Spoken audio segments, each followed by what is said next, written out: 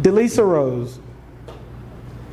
I didn't get the question. I got to give you a question. I just got to say your name first. Okay, yeah, no. No, we got no questions. No questions. No questions. Okay. DeLisa, what do you say to the person that says, I'm coming from a very structured environment. I'm coming from corporate America. I didn't necessarily choose real estate. Real estate kind of chose me. Okay, there's a downturn. My skill set is no longer needed in corporate. I need to transition into something where I can still have the same type of lifestyle, but this stuff is too up and down. And there's no consistency in this inconsistent business. What would you say to that agent? Go find another job.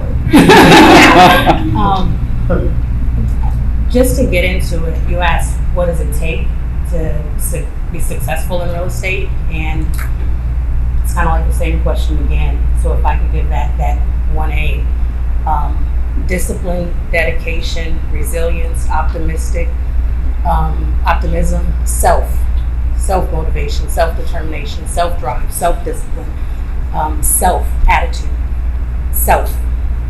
enthusiasm and energy would be the things that it takes. You have to be well-rounded. You could have all the book smarts in the world and no common sense and you won't succeed. You could have all the common sense and no education, you won't succeed. You could have all the looks and bad attitude, you won't succeed. So it takes a well-rounded individual. And I think many people struggle with vision. You have to have it. You have to have it and you have to believe in it. Believe in it so that you're not just a dreamer, but you really have to have the how to do things now in this industry. You know, how to do the technology, how to move your cheese. But when you're dealing with a world of 8 billion people, 50,000 different personalities in each one of them, title companies, escrow officers, lenders, and a lot of people that are emotionally immature, that are having adult tantrums. You can't think that life is structured, you know. And one of my greatest inspirations, Tommy introduced me, Lisa Nichols.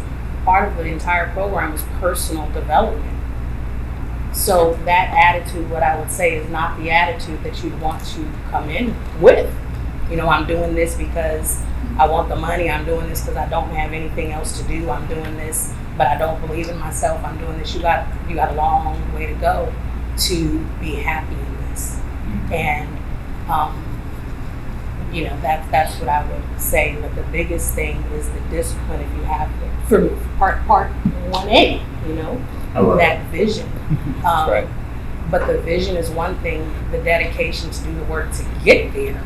And then the discipline to wake up and do what you're supposed to do. And I promise you, eating the frog is not what you want to do, but it's the one thing that you have to do. So everybody wakes up and does busy work and not productive work. Right. And you're spending 15 hours a day. But if I asked everybody in this room, how many hours did you spend calling people? I'd probably get less than 10 from a total without the exception of the room. And that's the one thing that you have to do. All right.